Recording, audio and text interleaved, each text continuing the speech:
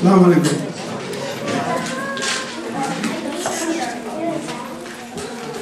বাংলাদেশের মহান বিজয় দিবস 2012 উদযাপন উপলক্ষে আমাকে কিছু বলতে বলা হয়েছে। এই জন্য আমি আজকের এই দিবসের যারা উদ্যোক্তা তাদের সবাইকে আমার প্রাণ ঢালা অভিনন্দন এবং আমার কৃতজ্ঞতা জ্ঞাপন করছি।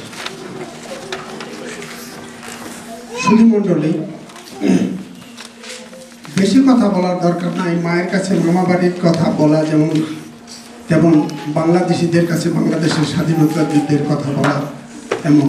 তবে নতুন প্রজন্মের যারা, তারা অনেকেই যা দেখেননি, যারা সেই স্বাধীনতা কিভাবে এসেছে সেই প্রক্রিয়ার সাথে সম্পৃক্ত হতে চায় বা তাদেরকে সম্পৃক্ত করার জন্য তাদের উদ্দেশ্যে কিছু বলা দরকার।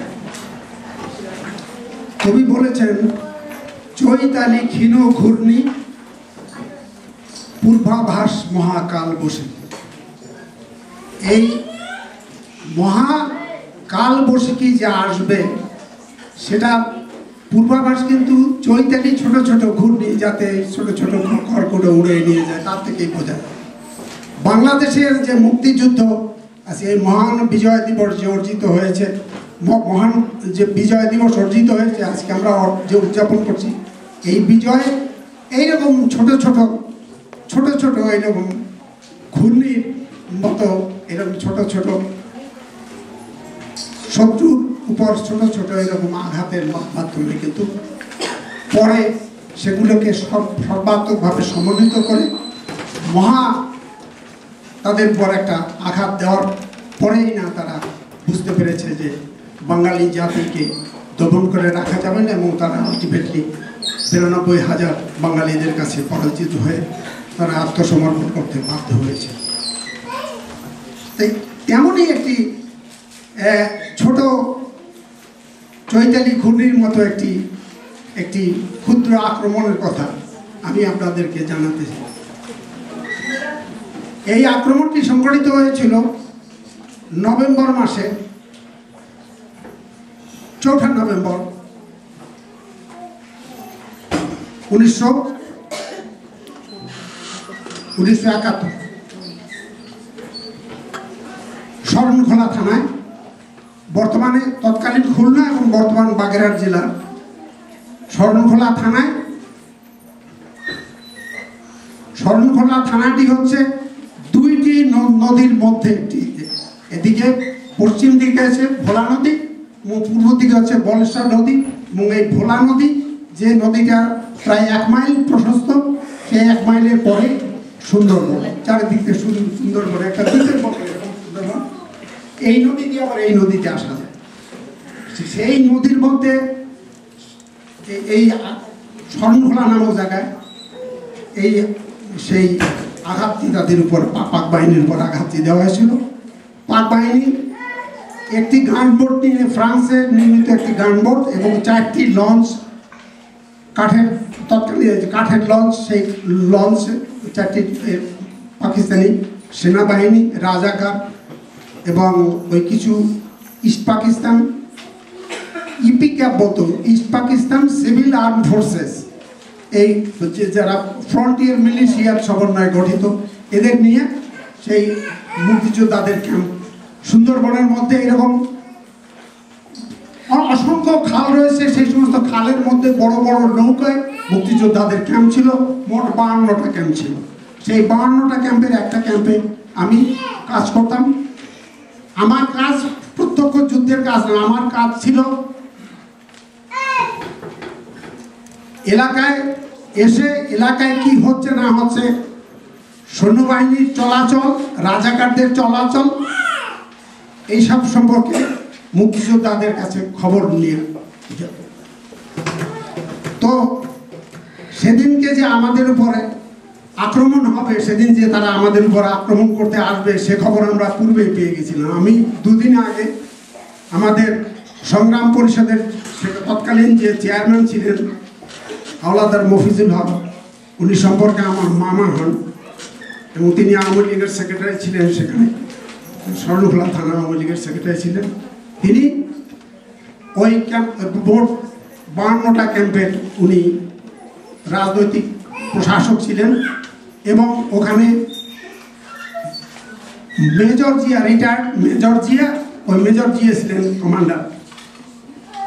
উনি পাক বাহিনী থেকে চলে এসেছিলেন, পাক বাহিনীকে ছেড়ে দিয়ে চলে এসেছিলেন। উনি ওখানে ওই 9 নম্বর সেক্টরের মেজর জলিলের নেতৃত্বে উনি হি ওয়াজ দি সেকেন্ড টুয়াইস, যে যাকে বলে সেকেন্ড ইন কমান্ড ছিলেন এবং ওই 52টা ক্যাম্পের তিনি সেনাধ্যক্ষ ছিলেন। তো দুদিন আগেই আমি গ্রামে এসেছিলাম কিছু খবর নিতে এবং মুক্তিযোদ্ধাদের জন্য কিছু বাজার সওদা করার জন্য গ্রামে এসেছিলাম। তো এই বাজার সওদা আমি পাঠিয়ে দিয়ে আমি সেদিনকে রাত্রে গ্রামে থেকে যাই। রাতে গ্রামে থেকে গিয়ে পরদিন ভোর হতে আবার ক্যাম্পে চলে যাই। তো সেদিনকে খবর আমরা আগেই পেয়েছিলাম। আমাদের ইউনিয়নের যিনি চেয়ারম্যান ছিলেন, ওই চেয়ারম্যান সাহেবের কাছ থেকে গোপনে আমি খবরটা সংগ্রহ করি।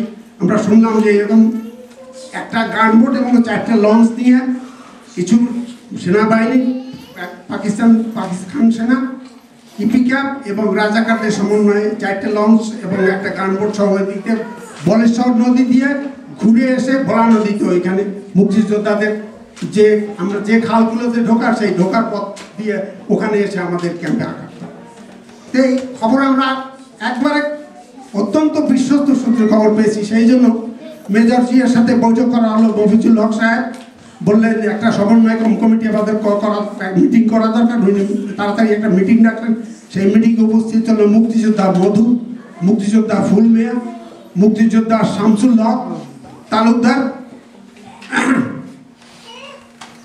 এবং অন্যান্য অনেকে। এবং এই খবর শেষে আমি যে খবর সংগ্রহ করে নিয়ে গেছিলাম সেই খবর তাদেরকে দিলাম। তখন তারা খবর পেয়ে মেজর জিয়া তার স্ট্র্যাটেজি তৈরি করলো যে কীভাবে তাদেরকে ফেস করা যায়। তো উনি তার 2টা হেভি মেশিন গান এবং 2টা LMG, 4টা মোট 4টে মেশিন গান সহ আপনার গ্রেনেড লঞ্চার সহ নদীর পাড়ে সুন্দরবনের মধ্যে অবস্থান নেয় প্রায় 100 মুক্তিযোদ্ধা সহ এবং SLR সহ এরা অবস্থান নেয়। লুকানো অবস্থায় গাছের গোড়ায়, সুন্দরী গাছ, কেওড়া গাছ, বিভিন্ন জায়গায় তারা বাংকারের মতো তৈরি করে, যেটা বাইরে থেকে কিছুই দেখা যায় না, জঙ্গল দেখা যায় ওইভাবে। তো ওরা আস্তে আস্তে সকাল অনুমান 11টার দিকে তারা আস্তে আস্তে করে আসতেছে। প্রথম দিকে গানবোট এবং তার দেখ করে অনুমানিক 100 ফিট দূরে ওই 4টে লঞ্চ করে আসতে ধীরে আসতেছে। তো ফায়ারিং রেঞ্জের কাছাকাছি আসতেই ওখানে আর্মি ফেরত আরো দুইজন আর্মির অফিসার ছিল, 2জন জুনিয়র কমিশন অফিসার ছিল। একজন আমার মামা সুবেদার মেজর এবং আরেকজন গফফার সুবেদার। এই 2জন ওরা গফফার সুবেদার, এদের 2জনের নেতৃত্বে মেজর জিয়া তার বাহিনীকে মোতায়েন করলো ওখানে। ফায়ারিং রেঞ্জের মধ্যে যখনই আসলো 100 গজ বা 150 গজের মধ্যে আসার সাথে সাথে একই সাথে 4টা LMG এবং SLR সহ প্রথমে একই সাথে মানে ওই সামনের দিকে যে গানবোটটা ছিল গানবোটে আঘাত করলো। গানবোটে আঘাত করলে গানবোটের সুই উড়ে গেল এবং গানবোটের 6-7 জন পাকিস্তানি খানসেনা মারা গেল এবং সাথে তারা নদীর মধ্যে পড়ে গেল। এবং তারা অতর্কিতে এইরকম আঘাত আসবে তারা কিছুতেই ধারণা করতে পারে না। তো এই অবস্থায় তাড়াতাড়ি গানবোট তারা ঘুরিয়ে ফেলাইলো। গানবোট ঘুরে তারা মানে ওইদিকে মানে আবার যেদিক থেকে আসছিল সেই দিকে তখন খুব ডাবল স্পিডে তারা ওইদিকে চলে গেল। কিন্তু এর মধ্যে আবার সেই গানবোটের মধ্যে গানবোট সেদা করে ফেললো। গানবোটের মধ্যে ওই এনার গানে কি একটা মানে বলে এনার্গা দিয়া তাকে আঘাত করলো। আঘাত করে তা সেই রিকয়েললেস রাইফেলের সাথে এরকম একটা বাজুকর মতো জিনিস ওইটা দিয়ে তা আঘাত করলো। আঘাত করে পরে গানবোট ফুটে করলো। গানবোটে 2টা ফুটে হয়ে গেল এবং তার সাথে গলায় পানি ভিতরে ঢোকা শুরু করলো। এই অবস্থায় ওরা আগে লঞ্চগুলো ওই ফায়ার শুরু হওয়ার সাথে সাথে লঞ্চগুলো ফায়ারিং রেঞ্জের বাইরে ছিল, ভিতরে পুরোপুরি আসে নাই, কিন্তু সেই অবস্থায় তারা লঞ্চগুলো ঘুরে ফেলাল এবং গানবোট উপরে সই হয়ে গেল এবং 6-7টা ফ্রান্সেরা মারা যাওয়ার পরে তারা গানবোট তারা ফায়ার করলো, কিন্তু ফায়ার করলে তো কোন দিকে ফায়ার করবে? এদিকে সুন্দরবন, সমস্ত সুন্দরী মহান সুন্দরবন, বন দেখা যাচ্ছে, আর কিছুই দেখাচ্ছে, কোনো মানুষজনের কিছু চিহ্ন নেই। এরা তো সমস্ত গাছের গোড়ায়, মানে প্রত্যেকটা লোক আর নিচে একটা গাছের গোড়ায় আর নিয়ে প্রত্যেকে ফায়ারিং করেছে। তো একটা মুক্তিযোদ্ধা মারা গেল না, মুক্তিযোদ্ধারা পুরো অক্ষত অবস্থায় ওই গানবোটের উপরে সই হয়ে গেল, গানবোট 6-7টা সৈন্য মারা গেল, তারা পানিতে ভাসা শুরু করলো এবং ওরা শেষ অবস্থায় ডবল স্পিডে পালিয়ে চলে গেল। তো সেদিনকে এইভাবে মুক্তিযোদ্ধাদের বিজয় হলে ওরা যখন ভেঙে চলে গেল প্রায় 1000-2000 মানে ফিট বাইরে চলে গেল, তখন সব মুক্তিযোদ্ধারা তাদের পজিশন সেটে বাইরে হলে বাইরে জয় বাংলার মুখরিত করে সবাই একত্রিত হলো। এবং ইয়ারা গানবোট যখন চলে যাচ্ছে তো দেখে পাশে এদিকে পূর্ব পাশে তো লোকালয়ের মানুষ, হাজার মানুষ, সাথে সাথে তারাও জয় বাংলা বলতে বলতে আসে ওই নদীর পাড়ে ওই এলাকা তো কোস্টাল এরিয়া, সেই কোস্টাল এরিয়া হিসেবে সেখানে প্রায় 20 ফুট উঁচু করে এনভায়রনমেন্ট ডাইক করা, সেই ডাইকের উপর সমস্ত হাজার মানুষ দাঁড়িয়ে তারা মানে জয় বাংলার ধ্বনিতে মুখরিত করে এবং লোকালয়ের জয় বাংলা এবং মুক্তিযোদ্ধাদের জয় বাংলা তখন একত্রে সম্মিলিত এবং সেদিনকে এইভাবে তাদের বিজয় অর্জিত হল এবং তাদের কোনো লোকসান হল না। তো এমনিভাবেই ছোট ছোট আক্রমণের মাধ্যমেই বাংলাদেশে সেই মহাবিজয় সংগঠিত হয়েছে। বাংলাদেশ এই ছোট ছোট আক্রমণ সমন্বিত করে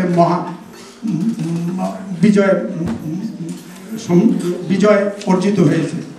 তো যারা আজকে আমাদের এই স্বাধীনতা অর্জনের জন্য তারা আত্মাহুতি দিয়েছেন, আমি সেই অগণিত মুক্তিযোদ্ধা, শুধু মুক্তিযোদ্ধা যারা অস্ত্র নিয়ে যুদ্ধ করেছে তারাই মুক্তিযোদ্ধারা, আমাদের মা বোনেরা যারা তাদের ইজ্জত দিয়েছেন, আমাদের বহু মানুষ গৃহহারা হয়েছেন, যাদের বাড়িঘর জ্বালিয়ে দিয়েছে, সম্পদ হারা হয়েছে, তাদের বহু ত্যাগ এবং তিতিক্ষার বিনিময়ে এই স্বাধীনতা অর্জিত হয়েছে। সুতরাং আজকের এই মহান বিজয়ের দিনে আমি সেই সব যারা আত্মাহুতি দিয়েছেন, যারা তাদের সংগ্রাম দিয়েছেন, যারা তাদের সম্পদ হারিয়েছেন, তাদের সকলের প্রতি আমি অত্যন্ত কৃতজ্ঞ চিত্তে আমার শ্রদ্ধা জানাই এবং আমি ব্যক্তিগতভাবে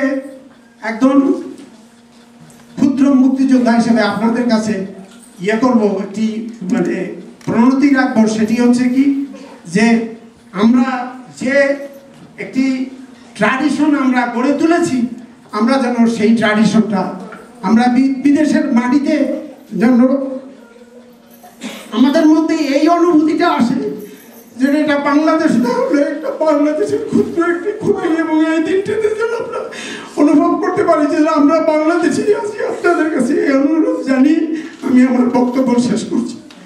আপনারা এই আজকে প্রফেসর বাবুল, প্রফেসর শামীম এবং অন্য যারা এর উদ্যোগ নিয়েছেন, উদ্যোক্তা, আমি তাদেরকে কৃতজ্ঞ চিত্তে ধন্যবাদ জানিয়ে আমার বক্তব্য শেষ করছি। আমি সব কথা গুছিয়ে বলতে পারছি না, কারণ আমি ভাবাবেগে উদ্বেলিত হয়েছে। সেই সব জিনিস, সেই সব সিন আমার চোখে যখন পড়ছে এবং আমি আমার সাথে অনেক ভাইদের ওই যুদ্ধে তাদের আত্মাহুতি দিতে দেখেছি, তাদের কথা আমি আমার হঠাৎ স্মৃতিতে এসে গেল এবং আমি আমার আবেগ সম্পন্ন করতে পারলাম না, আমি সমস্ত কথা গুছিয়ে বলতে পারলাম না। আপনারা ধৈর্য ধরে আমার কথা শুনেছেন, তার জন্য আমি আপনাদেরকে ধন্যবাদ জানাচ্ছি। জয় বাংলা, বাংলাদেশ।